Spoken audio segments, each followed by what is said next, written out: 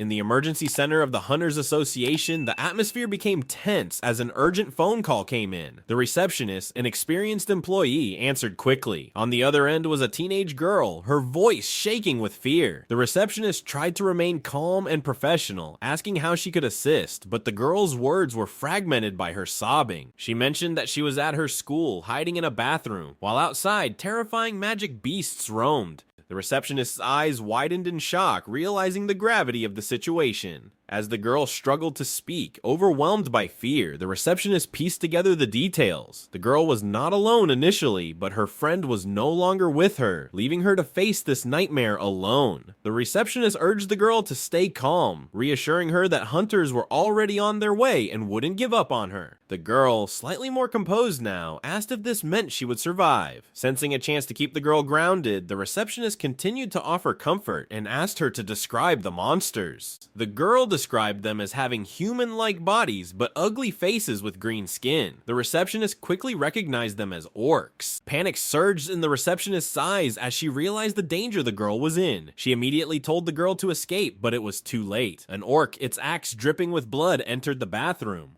The sound of the bathroom door being ripped open echoed through the phone, followed by the girl's desperate screams for help. The receptionist, now trembling with fear herself, could only listen helplessly as the girl's voice was cut off by a final blood-curdling scream. Anguished screams echoed throughout the school. Less than half the student body had successfully escaped the building. Those remaining were either already corpses lying on the ground or running for their lives from the orcs. However, their efforts were futile. The orcs had begun their hunt from the bottom floor and gradually moved upward, killing everyone in sight. Chaos erupted as students fled in terror, their cries of fear mixing with desperate pleas for help as some shouted about their friends being trapped inside. The panicked voices blended with reassurances that the hunters would handle the monsters, urging everyone to just run through the school corridors. Orcs, with blood dripping from their axes, stood over the lifeless bodies of their victims, their cruel eyes gleaming with satisfaction. The orcs, though disappointed that some of their prey had escaped, remained confident. They knew there were still plenty of students trapped inside the building. On the top floor, where the 12th grade classrooms were located, students like Gina huddled in fear. The sounds of screams from below reached their ears, but there was little they could do. The classrooms had been hastily barricaded, but the makeshift defenses offered little comfort. The boys in the room gripped chairs and a mop, their hands trembling with fear, knowing they were no match for the brutal orcs. Suddenly, the door was forcefully blown out of its frame, sending the students into a frenzy of panic. The chief orc, his body covered in the blood of countless victims, stormed into the classroom. One boy, desperate to escape, bolted toward the back door, only to be struck down by an orc lying in wait. The axe embedded in his forehead ended his life instantly. With both exits blocked by the orcs, the remaining students were trapped. They pressed themselves against the windows, knowing that jumping from the 6th floor or facing the orcs would lead to the same grim fate. Amid the chaos, Gina huddled with her classmates in a corner, her heart pounding with fear. In that moment of terror, she clung to a single hope: her brother, Jeju. Squeezing her eyes shut, she called out to him in her mind, believing with all her heart that he would come for her. The chief orc, sensing something far more powerful than the other humans, scanned the group of terrified students and zeroed in on Gina. Her presence stood out, and the orc was immediately drawn to her. The smell emanating from Gina was unmistakable. She had to die. With cold determination, the orc lifted his axe, his eyes locked on Gina. She watched in horror as the weapon rose above her head, her heart pounding with fear. Desperately, she shut her eyes, bracing for the inevitable. But just as the orc prepared to strike, something unexpected happened. Black smoke began to rise from Gina's shadow. In an instant, a high orc clad in black armor emerged, gripping the chief orc's wrist tightly. The chief orc, caught off guard, could barely react before the armored figure slammed its fist down on the orc's head with incredible force. The impact was so brutal that the chief orc shot through the roof like a rocket, ending the threat with a single devastating blow.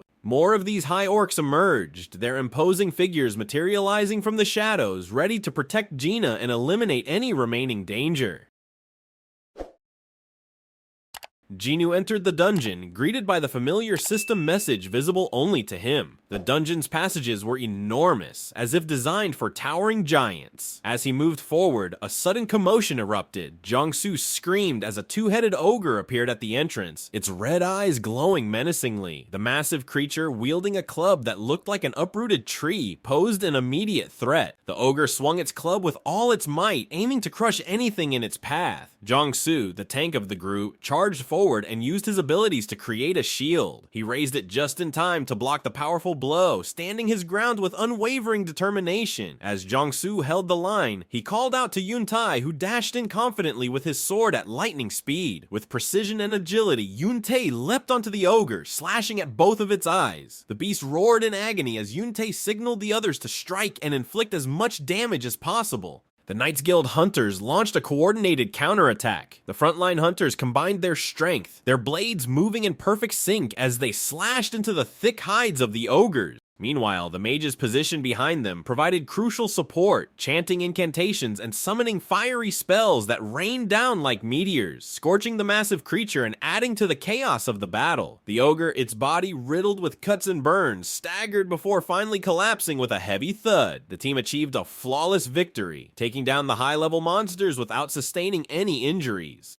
Jong-soo called for a brief regroup, acknowledging the difficulty of the raid. He mentioned that encountering a twin-headed ogre at the entrance of a dungeon was unusual and ominous. Jeju, with his extensive knowledge, identified the creature as a gravekeeper. Jong-soo explained it's often a sign that an army of undead awaited deeper within. Yoon-tae, trying to keep the tension under control, asked his boss, Jong-soo, not to jinx their situation. However, as the hunters observed the scene, they noticed something strange. The undead creatures had appeared, and instead of charging at them as expected, they were backing away, almost as if they were being chased by something even more terrifying. Jeju, unimpressed with the situation, he had high expectations for this high-tier A-rank dungeon. Suddenly, a jolt of adrenaline shot through Jeju as his heart raced. He picked up strong signals from the high orc warriors he had assigned to protect Gina. Something was wrong in her area, and he couldn't ignore it. Without hesitation, he made a quick decision. Turning to Jong-soo, Jeju informed him that an urgent matter had come up and he needed to leave immediately. Jong-soo, taken aback, protested, worried about the danger the team might face without Jeju's presence. But Jeju, with a cold glint in his eyes, assured him that he would summon someone just as reliable to take his place. Without further delay, Jeju called forth the most powerful soldier in his shadow army, Baru. The Ant King, cloaked in black smoke, appeared in response to his master's command. The sight of Baru, with his terrifying levels of mana, sent the hunters scrambling back in fear. Jong-soo, shocked, recognized the creature from the Jeju Island raid. The hunters were uneasy at the thought of finishing the raid with such a powerful being among them. Jeju, however, remained calm, informing them that the soldiers he summoned, including Baru, would assist them. He assured Jong-soo that 20 of these soldiers would be more than enough.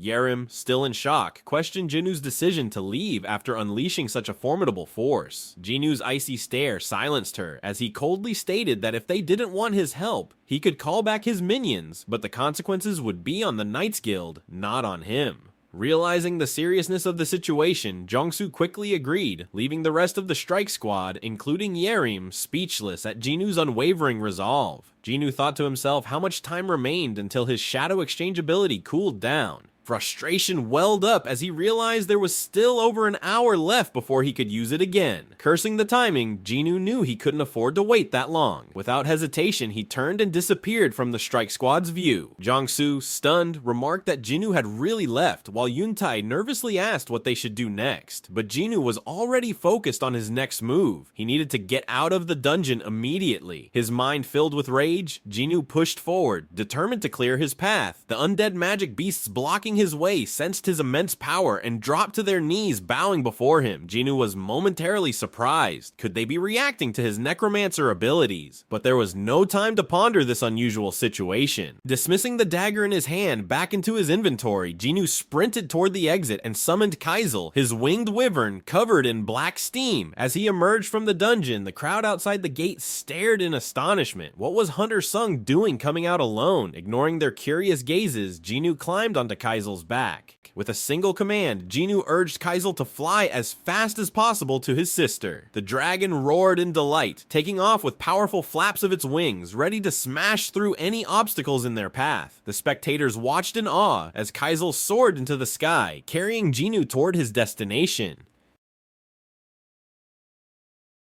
In the classroom, an orc's head shattered with a single powerful blow, its body collapsing to the floor. The soldiers that Jeju had hidden in Gina's shadow had revealed their terrifying strength. The students were horrified, unable to comprehend how the monstrous beast that had threatened their lives was now crushed by an even more monstrous force. The two remaining invaders attempted to flee, but the high orcs that had just crushed their captain's head grabbed them by the necks. The orcs, desperate to escape, stopped resisting as soon as their heads were slammed hard against the floor, bursting upon impact. Two lifeless bodies hit the ground with a heavy thud. The students, stunned by what they had just witnessed, began to realize that these high orcs had saved them. They were no longer the monsters they feared, but had become their protectors. The three orcs attacking the classroom had been dealt with in an instant, and now the high orcs stood silently, guarding Gina. Confused and still in shock, Gina asked about her brother, wondering where he was, but the high orcs remained silent. They wouldn't let her leave their side, understanding the dangers that still lurked within the building. As if to confirm their caution, heavy footsteps echoed up the stairs, growing louder and closer with each passing second. The ominous sound filled the air, signaling the arrival of a greater threat. Suddenly, a gate cracked open and a throne emerged with a thunderous boom. The final restriction had been lifted, unleashing the dungeon's master. The orc leader, Groktar, chief of the Crimson Blade tribe, stepped out, declaring his unstoppable power. His subordinate hurriedly reported that a group of high orcs was helping the humans. Groktar, unimpressed, asked how many there were. Upon learning there were only 3, he sneered at the idea that his tribe's warriors couldn't defeat them, calling it pathetic.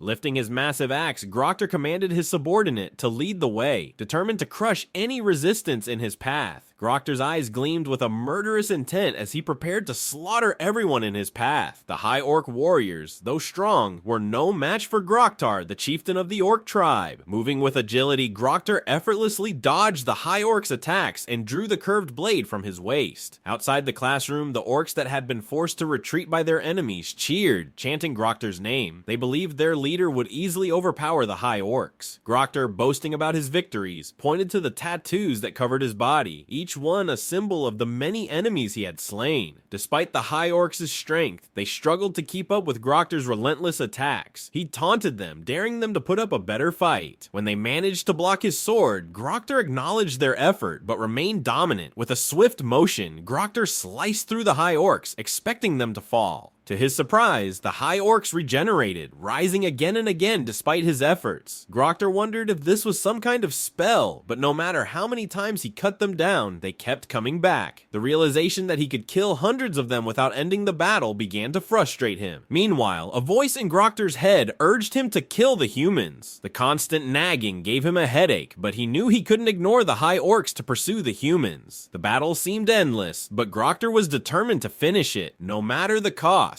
He knew that if the high orcs were controlled by some magic spell, he only needed to eliminate their shaman to break that control. As he scanned the room, his eyes locked onto Gina, who stood behind the high orcs, trembling. There was a faint connection between her and the high orcs, and Groktar's eyes blazed with realization. He was certain that she was the source. Groktar commanded his subordinate orcs to capture the girl, knowing the high orcs would be powerless during their regeneration. Following his order, one of the orcs charged toward Gina. The high orcs tried to intercept, but they were quickly surrounded and attacked by the other orcs, who stabbed and sliced at them relentlessly, preventing them from reaching Gina. Groktar's assumption proved correct. While the high orcs were occupied, Groktar himself advanced on Gina. He grabbed her by the neck with one powerful hand, lifting her off the ground effortlessly. His gaze was filled with cold triumph as he looked into her eyes. Groktar, filled with malicious intent, was just about to squeeze the life out of Gina when a deafening roar echoed from the distance. It was the cry of a winged dragon, piercing through the air with an unmistakable power. Groktar's instincts kicked in immediately. Something terrifying was approaching, fast. A sudden surge of anxiety froze Groktar in place, as the sound of the creature's approach grew louder and louder. His warrior senses were screaming in warning. He released Gina, who fell to the ground gasping for air, her friend rushing to her side, asking if she was all right. But Groktar couldn't focus on them. His attention was entirely consumed by the approaching threat. Every second, the creature drew closer with terrifying terrifying speed, a screech filling the air. Grokter's eyes widened, his jaw dropping as he realized the magnitude of the power heading straight for them. Grokter shouted to his orc warriors, warning them to brace for impact. But before they could react, an earth-shattering explosion tore through the building. Glass shattered, walls crumbled, and orcs guarding the door were blown away like leaves in the wind. The entire wall was obliterated as if it had been struck by a mighty catapult. Amidst the destruction, Gina coughed as dust and debris filled the air. Suddenly, a familiar presence was by her side, Jinu, her brother. He gently patted her head, reassuring her with calm words. She was safe now. Grokter swallowed hard as he faced this new and incredibly powerful adversary. The overwhelming presence of Jinu was undeniable. Grokter, trying to assert himself,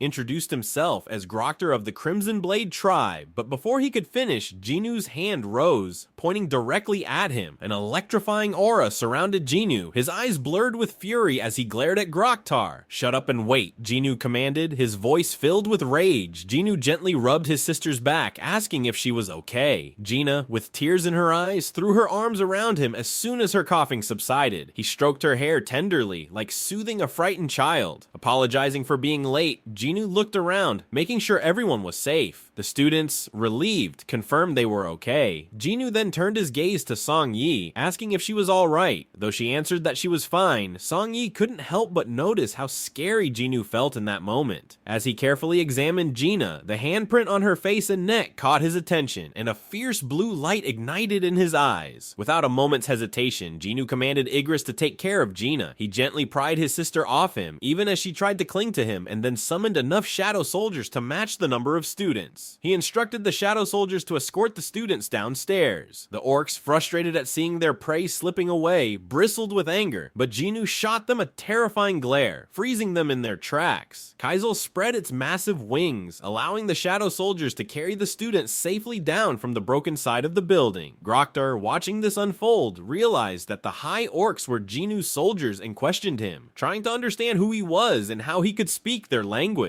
However, Jinu's expression remained grave and unresponsive to Groktar's inquiry. Sensing that Jinu had no intention of answering, Groktar didn't waste any more time. With a commanding shout, he ordered his forces to attack. At the command of Groktar, the chieftain, the fierce orc warriors lunged at Jinu with ferocity. From Jinu's perspective, they moved so slowly that it felt as if time itself had slowed down. One orc swung its massive axe at him, but Jinu swiftly grabbed the orc's fingers, crushing them with ease. The orc screamed in agony, and Jinu flipped it upside down, slamming it into the ground before crushing it beneath his foot. As two more orcs approached, Jinu used his skill, the commander's touch, causing them to collide in mid-air. With a simple clench of his fist, he caused them to burst into pieces. More orcs charged at him, their screams echoing through the hall, but Jinu weaved through them effortlessly, crushing them all. He didn't even bother to draw a weapon, using just his finger to make contact with the orcs. Wherever his finger touched, whether it was their heads, shoulders, arms, or stomachs, the orcs exploded on impact. In the blink of an eye, more than 20 orcs had fallen, and Jinu came to a stop in front of Groktar. The orc chieftain could barely follow the blur of afterimages left by Jinu's movements. Its voice trembled in disbelief as it tried to comprehend what had just happened. Before Groktar could react, Jinu grabbed the monster's jaw with his left hand. The orc chieftain let out a short gasp as Jinu casually strode forward and slammed its head against the wall. The loud wham echoed throughout the empty hall. Jinu scanned the area, taking in the gruesome sight of dead students littering the hallway. He didn't turn away. Instead, he made sure to take stock of every single corpse, ensuring that the one responsible for this massacre would pay for its sins. Jinu's cold gaze returned to Groktar as he demanded answers. His voice was icy as he asked why Groktar's kind was so intent on killing humans. Groktar, trembling in fear, confessed that a voice in its head kept telling it to kill all humans. Jinu pressed further, asking if the voice instructed Groktar to kill him as well. Groktar, desperate and fearful, pleaded for forgiveness, but Jinu was relentless, demanding an answer to his question. Did Groktar hear the voice when looking at him? Groktar continued to beg for forgiveness. Without hesitation, Jinu summoned the demon monarch's dagger to his right hand. He coldly acknowledged that Groktar didn't consider him human either. But that didn't matter to Jinu. He told Groktar that while he might forgive him, but the path to forgiveness won't be easy.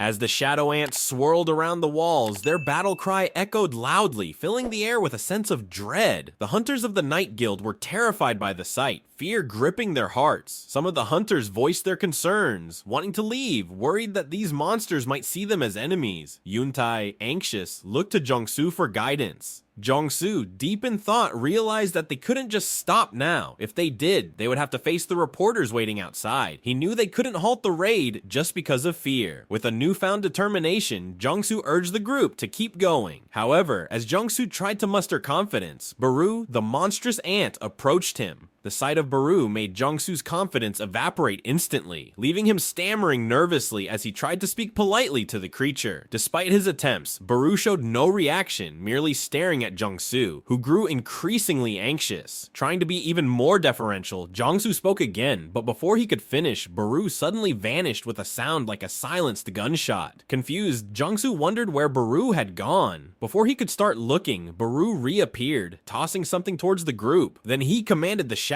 ants. The shadow ants, following Baru's lead, began moving in formation, ready to continue the march. Yuntai noticed Jongsu's shock and concern, asking if he was alright and if it was safe to let the shadow ants lead the way. Jongsu, still trying to process what had happened, reassured them that he was fine. But as one of the hunters pointed out the head that Baru had tossed, Jongsu couldn't help but be amazed. It was the head of a death knight, one of the strongest monsters they could encounter. The realization that Baru had killed such a powerful monster in an instant brought a cunning smile to Jongsu's face. He couldn't believe how strong the shadow ants were. The thought of the value of magic stones from such high-ranking monsters made him eager to continue. While he was still inspecting the head, the other hunters of the Night Guild had already started moving, following Baru and the shadow ants. Yuntai called out to Jongsu, urging him to hurry and join the others. Without hesitation, they all marched forward. Baru and his shadow ants had torn through the undead army, leaving a trail of destruction in their wake. Yerim, noticing the remains of a valuable vampire among the corpses, quickly grabbed the body, pulling it away from the shadow ant before it could be devoured.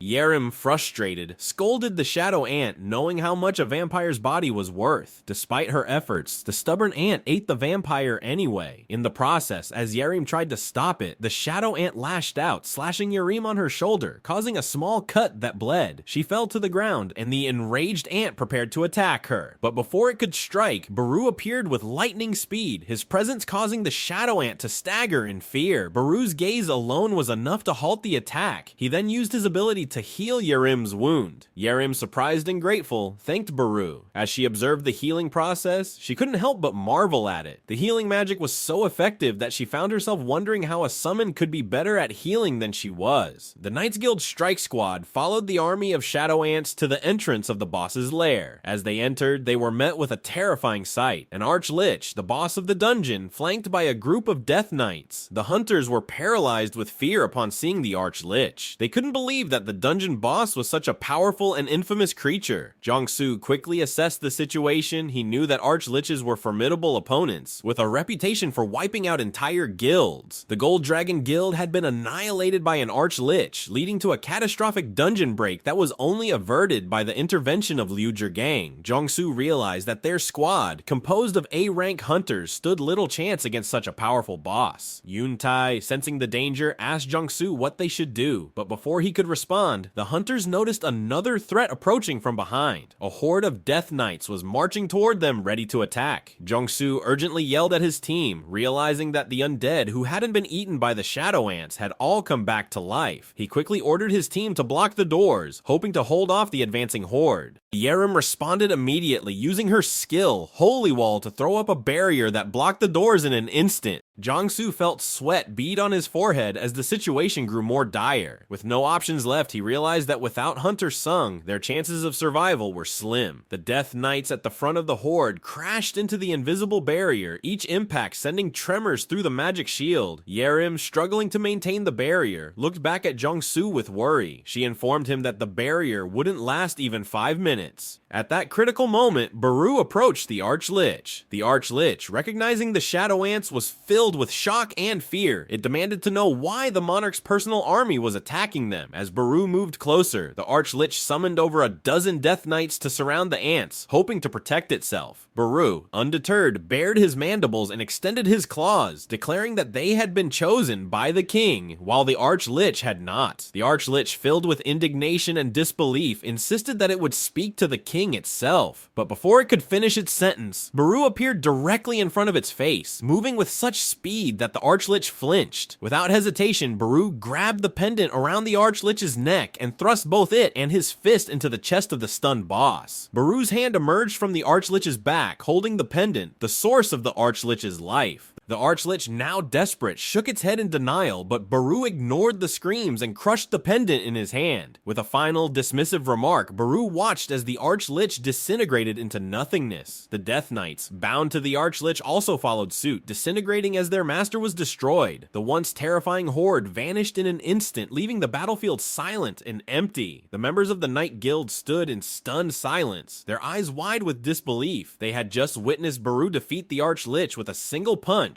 and now the rest of the Death Knights lay dead at their feet. Jiangsu was astonished, realizing he had not expected such strength from their ally.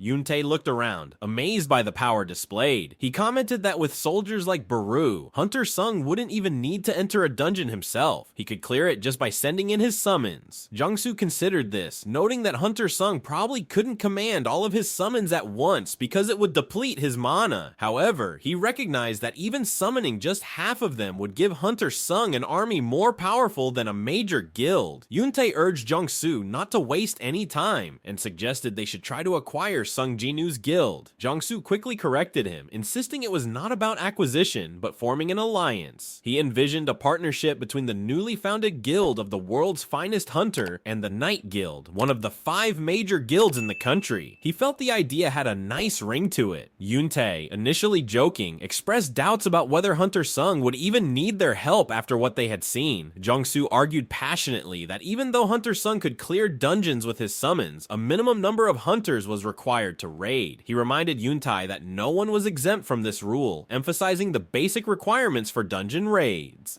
Yuntae acknowledged Jiangsu's point, realizing that they could boost their fighting power while providing Hunter Sung with the number of hunters he needed. It would be a win-win situation for both parties. Jiangsu laughed, pleased with their plan, and Yuntae raised the concern that they would be riding on Hunter Sung's coattails. Jiangsu, still smiling, dismissed that notion, stating they simply had the right connections. The determination in Jiangsu's eyes indicated that he was ready to pursue this alliance, recognizing the potential power it could bring to the Night Guild.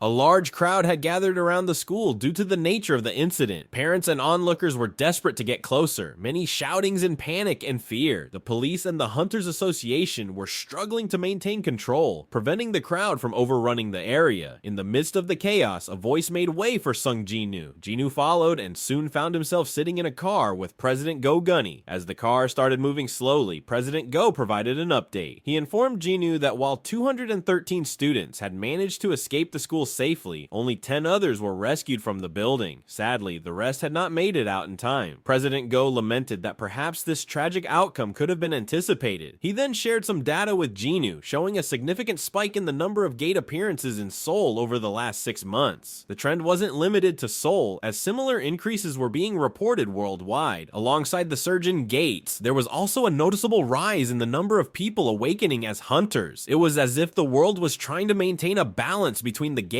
and those who could close them. Jinu realized that a significant change was taking place. President Go then explained the purpose of their conversation. Many countries, including Japan, the United States, China, and Russia, among others, had expressed a desire to meet with Jinu. Official requests from these nations were documented, and some had even tried to make contact through unofficial channels. The association had protected Jinu's personal information, but whether or not he chose to meet with these representatives was entirely up to him. However, President Go Go expressed concern that if Jeju were to leave Korea, the country might struggle to adapt to the changes on the horizon. As they arrived at the hospital where Jeju's sister had been taken, President Go made a heartfelt plea. He assured Jeju that the association would do everything in its power to provide him with the resources he needed. Korea had once had 10 official S-rank hunters, but 3 had been lost, 2 to monsters and 1 to the United States. The association could no longer afford to ignore the situation and was committed to making every possible effort to support Jeju. After considering the situation, Jeju made an unexpected request. He asked if he could be allowed to enter high-ranking gates alone from now on, bypassing the minimum capacity requirement. This request took President Go by surprise, as the law requiring a minimum number of hunters was in place to protect them from unnecessary risks. However, President Go soon realized that this might have been the reason why Jeju had created his own guild. Jeju confirmed this and asked if he was asking for too much. President Go, though finding the idea of a one-man assault squad difficult, agreed that it wasn't impossible and promised to do his best to make it happen.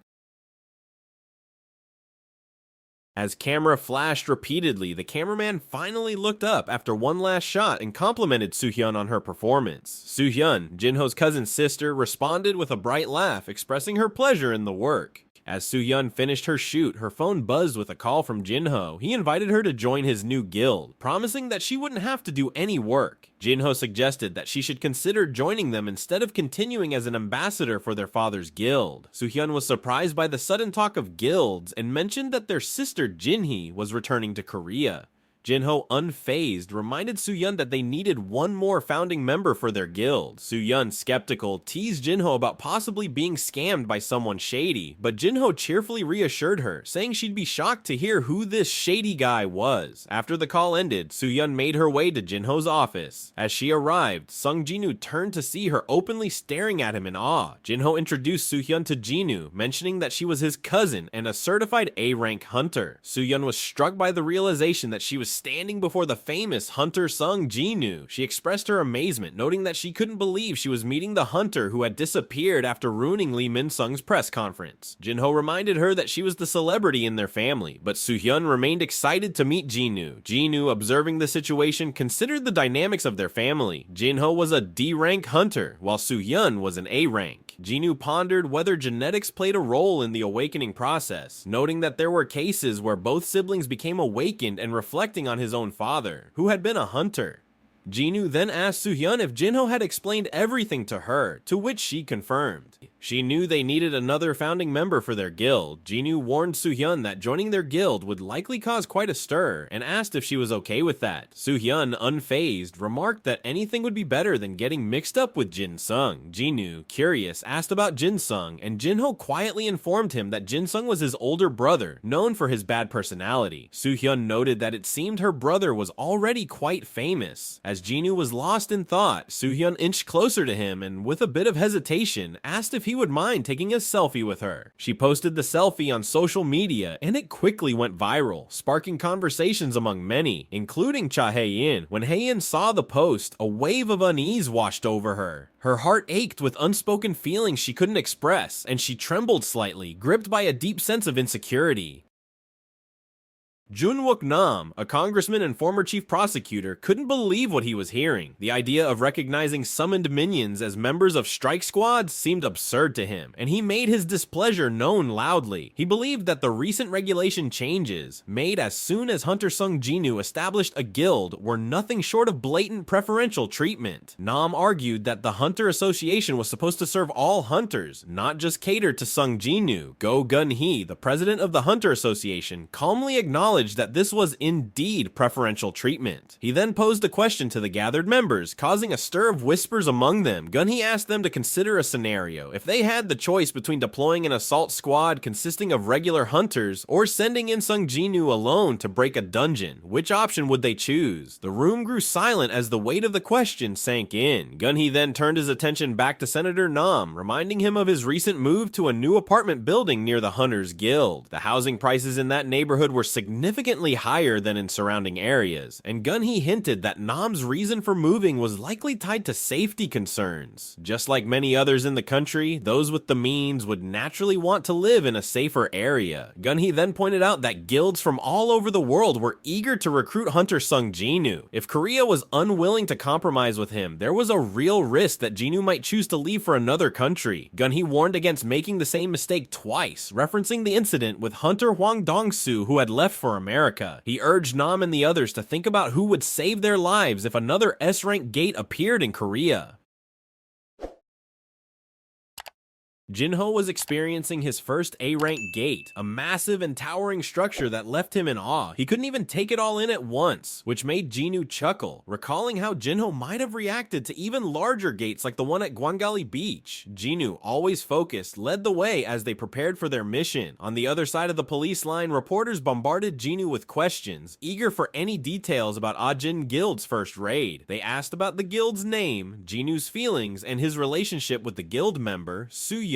Jinu noticed Chief Woo Jimchul nearby and questioned how his personal information had become so public. Jimchul explained that while they could protect Jinu's personal data, they couldn't stop the public from discovering the location of the gates, reminding Jinu to be mindful of what was posted on social media. Jinu, realizing how a picture posted online could have caused this attention, acknowledged the advice with an awkward smile. Meanwhile, Jinho expressed concern about handling all the tasks alone and suggested calling in a hauling or mining team. Jinu reassured him, stating that his shadow soldiers would handle everything, their powerful presence impressing Jimchul, who noted that each of them was at least B rank, with some likely reaching A rank. Jinu and his soldiers easily passed the safety checks required for the A rank gate, proving that they were more than capable. Jimchul realized that those questioning whether Jinu received special treatment didn't understand the full extent of his power. With the preparations complete, Jimchul signaled that they were ready to go. However, before they could proceed, Jimchul removed his coat. Jinu and Jinho were taken aback by this sudden change, Jimchul revealing his decked out armor underneath his suit. Jimchul explained that Chairman Go Gun-hee had ordered him to observe the raid, wanting to ensure it was truly safe. He asked if it would be alright for him to accompany them as a representative of the inspection team just for that day. Jinu, ever cautious, questioned whether Jimchul was really prepared for what lay ahead. A few minutes later, Chief Woo Jimchul found himself utterly terrified by the gruesome scene unfolding before him. An A-rank monster, a Naga, was being ruthlessly stabbed and slashed by Jinu's shadow soldiers. On another side of the battlefield, the shadow ants were tearing open beasts and devouring them alive with a disturbing efficiency. Iron, one of the shadow soldiers, used his massive axe to cut through the horde of monsters, while the tank, another formidable soldier, used his giant claws to slice through the beasts with deadly precision. High orcs, part of Jinu's army, dragged their sharp blades deep into the creatures, leaving nothing but devastation in their wake. Sweat beaded on Jimchul's forehead as he observed the scene. He realized that even veteran hunters with exceptional combat and magic skills would struggle against such formidable foes, yet these monsters were no match for Jinu's army because the shadows kept regenerating, making them nearly invincible. Among them, one stood out as especially powerful, Igris, wielding the Demon Monarch's sword. With every swing, lightning struck from the blade, its destructive power amplified by the combined forces of fire and light magic. He moved with blinding speed, causing devastating damage and annihilating the Nagas with a single strike. Jimchul couldn't help but wonder if Igris's power surpassed that of an A-rank hunter, questioning whether he could even stand a chance against such a formidable opponent in a one-on-one fight. Meanwhile, the shadow ants continued to feast on the dead beasts, prompting Jinu to intervene. He reprimanded the ants, reminding them of the value of the corpses, and even kicked one to drive the point home. Jinu then commanded his shadow army to focus on mining the mana crystals, ensuring that every resource was utilized efficiently. Jimchul, still in shock from what he had witnessed, now fully understood why Chairman Go Gun-hee had sent him to observe Jinu. He realized that Jinu wasn't just a one-man assault squad. He was capable of clearing an A-rank dungeon, retrieving valuable corpses, and mining mana crystals all by himself.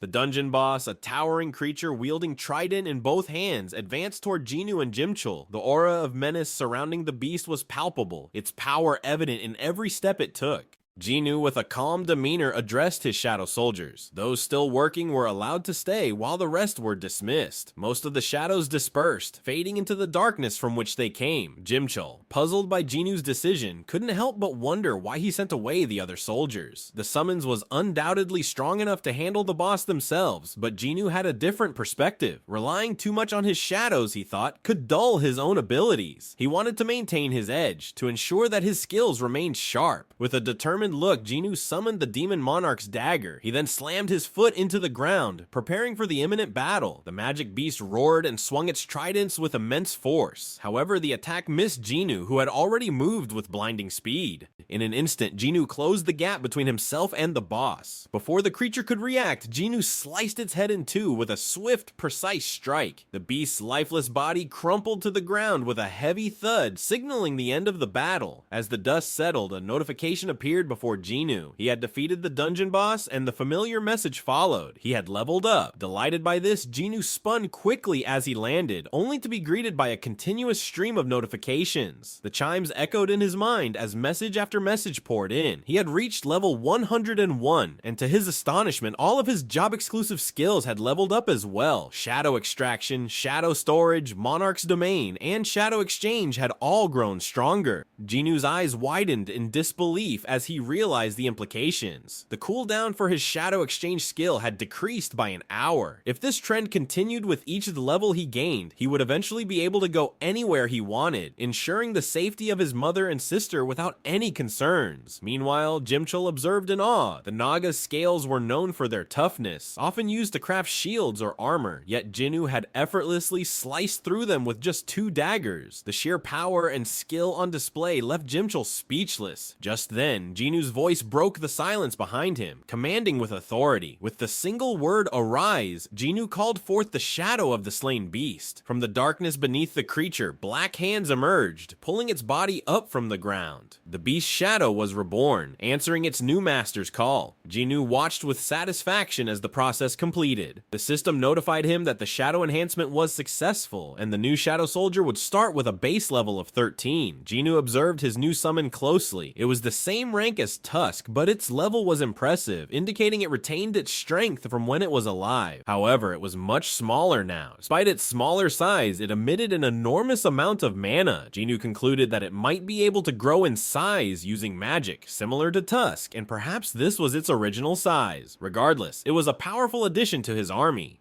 A notification prompted Jeju to choose a name for the new soldier. After a moment of thought, he decided on the name Jima. Satisfied with his choice, he felt a sense of pride in the strength of his growing shadow army. Jinho, who had been watching in awe, was amazed by Jeju's ability to turn such a powerful monster into one of his summons. To him, Jeju was truly incredible. Despite the amazement, he reminded Jeju that they should get going, and Jeju agreed. However, Jeju was still thinking about the massive carcass of the defeated beast. He wondered what to do with it as they prepared to leave. Just then, the reporters outside the gate were stunned by a sudden commotion. Something enormous was emerging from the gate, and the ground shook with a heavy thud. It was Tusk, the colossal shadow beast, carrying the Naga carcass on his shoulders. The sight of the giant creature caused the reporters to panic, but their fear quickly turned into excitement as they realized they were witnessing something extraordinary. Cameras flashed wildly as they captured the scene, the reporters driven by a mixture of fear and a need to document the event. Jinho noticed the growing crowd of reporters and mentioned it to Jeju. It was clear that their first raid had attracted significant attention. While both Jeju and Jinho observed the attention with a mix of interest and indifference, Chief Wu Jimchul remained silent. The terror of what he had witnessed inside the dungeon still lingered in his mind, his eyes swollen and his head bowed as he stood in stunned silence. Chief Wu Jimchul arrived at the Hunter Association, his mind still reeling from the events he had witnessed. Meeting with Chairman Go Gunhee, he recounted the entire ordeal, detailing every moment with a tone that betrayed his exhaustion. After hearing the report, Go Gunhee, the president of the Hunter Association, sighed deeply. He had witnessed many raids over the years and knew that Chief Wu was no stranger to dangerous situations. But this time, even a veteran like Jimchul had been overwhelmed. Jimchul, with his eyes downcast and sweat trickling from his brow, admitted that what he had witnessed was not a typical raid, it was a massacre. Go Gun-hee unfazed looked directly into Jimchul's eyes. He could sense the gravity of the situation, but his resolve remained firm. He calmly instructed Chief Wu to take some rest, understanding the toll this experience had taken on him. Jimchul acknowledged the order and left, still burdened by the memories of the dungeon. Left alone, Go Gun-hee turned his gaze out of the window, lost in deep thought. He reflected on what he had just heard. Hunter Sung Jinwoo had not only cleared an A-rank dungeon, but also retrieved the corpses of the monsters and mined the crystals, all by himself. The sheer power and efficiency he demonstrated went beyond what anyone could have expected. Calling Jinwoo a one-man assault squad seemed like an understatement. A smile slowly formed on Go Gun-hee's face as he considered the implications. Jinwoo was not just an extraordinary hunter, he was a one-man guild, a force entirely of his own. Go Gun-hee realized that he had not been wrong in his earlier assessments. The hunters of Korea, and indeed those from all over the world, were about to witness a significant shift in the balance of power. The tides were turning, and Sung Jinwoo was at the center of it all. Thanks for watching. Like, share, and subscribe if you enjoyed it. Until next time, happy watching!